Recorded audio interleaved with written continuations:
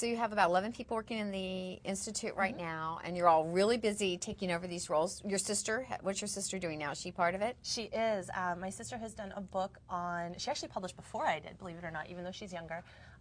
She did a book on etiquette for folks who are newly independent, is I think the best way for me to describe it.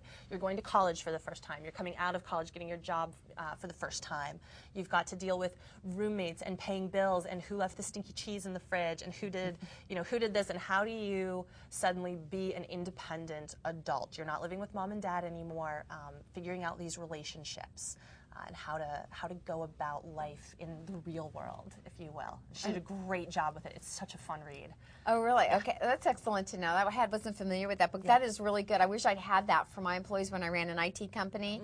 I had to put a federal mandate sign over in the kitchen. It says, the federal mandate rules that your mommy does not work here, and you can put your dirty dishes in the dishwasher, which happens to be the square machine to the right of the sink that has a handle. Pull it down, and you'll be surprised. Put stuff in there. It's amazing. So. Wow, that's essentially what Lizzie is trying to preempt with her book, to get folks to know to do this, to take responsibility out there in the real world. Interesting. So. It's really a fascinating story how you've come from one book, which is taken to another member of the family comes in and has picked up the mantle and continued on during the tough years. Yep. And now you're really, so what's in the future? Where are we today? Because it really is intriguing to look how etiquette has taken on this emergence here and the importance. And I mean, I know all of us struggle with it. It's like thank you notes. I mean, and in fact, you have to do them.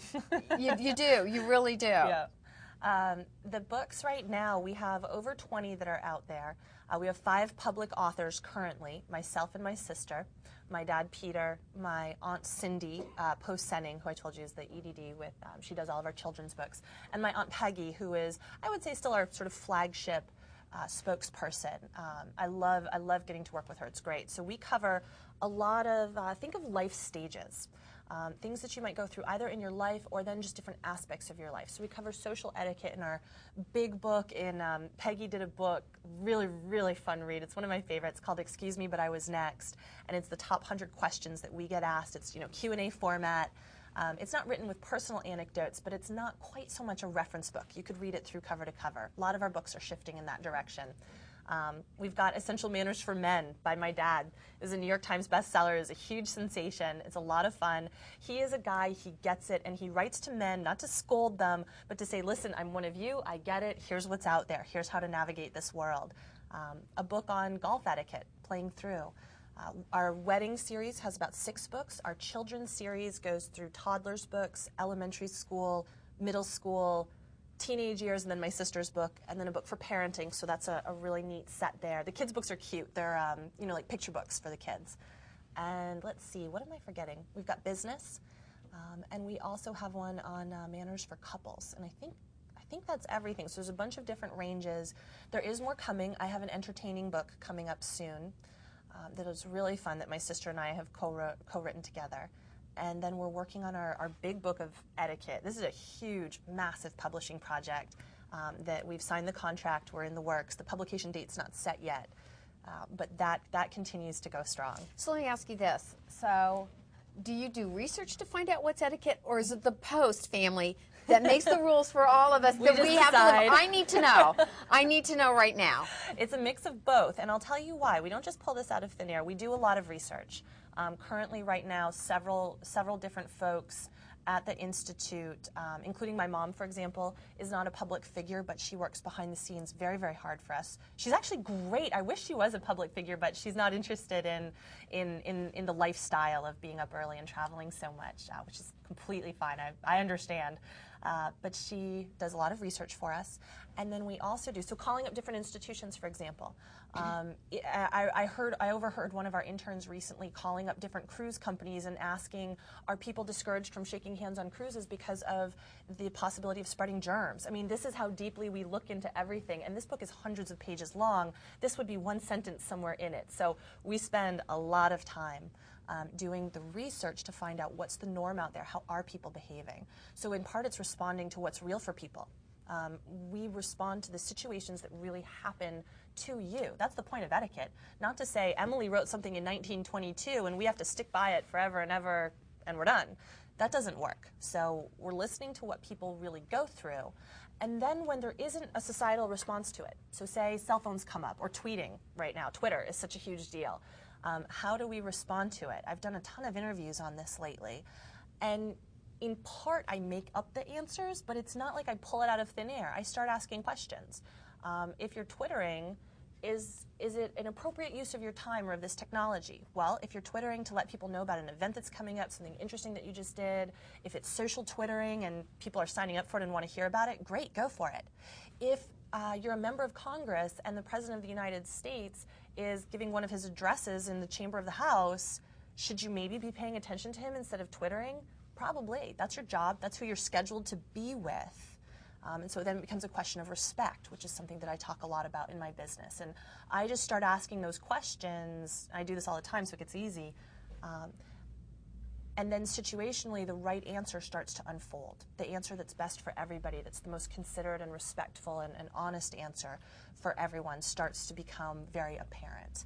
Yeah, it's so interesting. I twittered this morning that I was going to come down here and do Success in City TV with you. So, but I don't have my BlackBerry here. I put it away just because. And it was hard last night. We were at a dinner together, and she was talking about BlackBerry manners and how you shouldn't, and all of us who are CEOs, because sometimes you have to have it on because like you have a family issue percolating, and you kind of just want to make sure if that's who's there. And I usually, as you noted before, say I may have a family issue, I may need to take the call or important message, but it's always kind of like, anything really interesting I need to check, so it's hard. It really pulls us away. So that's really interesting because it is one. How do we get these rules? Where do rules come from? Especially etiquette rules. I sometimes wonder, who made this stuff up? Now I know you do. Well, I remember that. Well, and Emily too. Emily, I mentioned that she was a very practical woman when she was writing the book. Society back then, high society, which she was a part of, had everything was unwritten, the rules of society, how to go about doing this. And in some cases, there weren't good reasons for something. And when that came along, Emily tossed them out the window. And in other cases where there wasn't a rule, she said, well, what makes the most sense here? And is there a good reason to ask people to be doing this that speaks more to making others comfortable? And when she could fill those criteria, then yes, she would generate or articulate for the first time, maybe is a better way of putting it, the rules. And so we continue that tradition now. But we think about this. We don't ask people to do things that don't make any sense. We're very cognizant of giving them a good reason for why this is a behavior they want to invest in. Who's emerging in at the Emily Post Institute as the face of the organization when you go out and you have to do a public speech or anything? Who's the key person? Peggy is still one of our main authors. She's been doing this since '95. She's very much has a huge history with the public now, but all of us get recognized at times who are public, myself, my sister, my aunts, and my dad. We all get recognized, and in terms of the future, I don't think you'll see just one person do it anymore. It's too big. We couldn't possibly. 20 titles plus all of the different magazine and newspaper and online columns that we write for people. I can barely keep up with my section of it. I love keeping up with it, but I can barely do it. I can't imagine multiplying that by 5 at this point. So do you think you have a TV show one day? Are you going to be on there? I would and love you're to. be That'd be very fun. I don't know.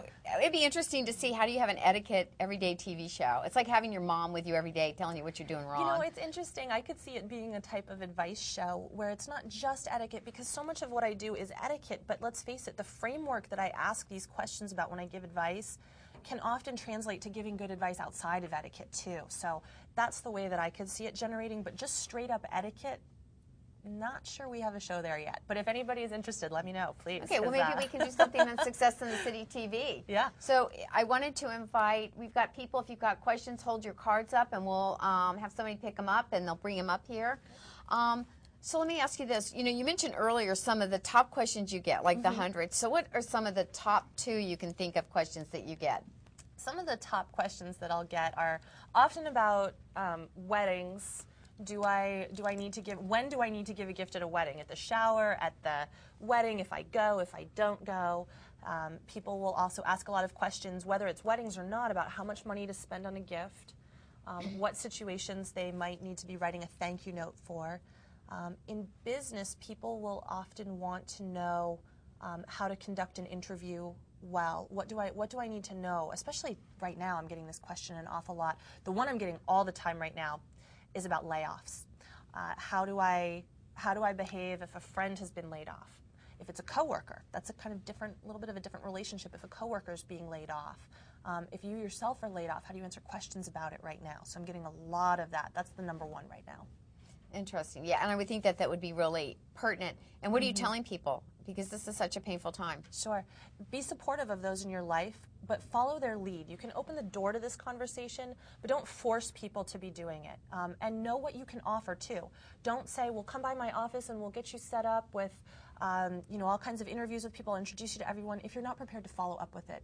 And if you're not really in a position to be recommending this person professionally, maybe they're a great friend, but you actually haven't worked with them yet, think first about what you can offer. But do say, listen, I'm so sorry, I heard about your job. You don't have to say your layoff, your loss. It's not a loss. Nobody died in that sense. So you don't use that language. That sounds more like death. What you do say, though, is, I did hear about your job. I'm so sorry. Would you like to talk about it? Or is there anything that I can do to help out right now? You can make that overture and then follow their lead from there. Some people will appreciate the support. Others will wish to be private. You got to pay attention to the signs. Great advice. Great advice.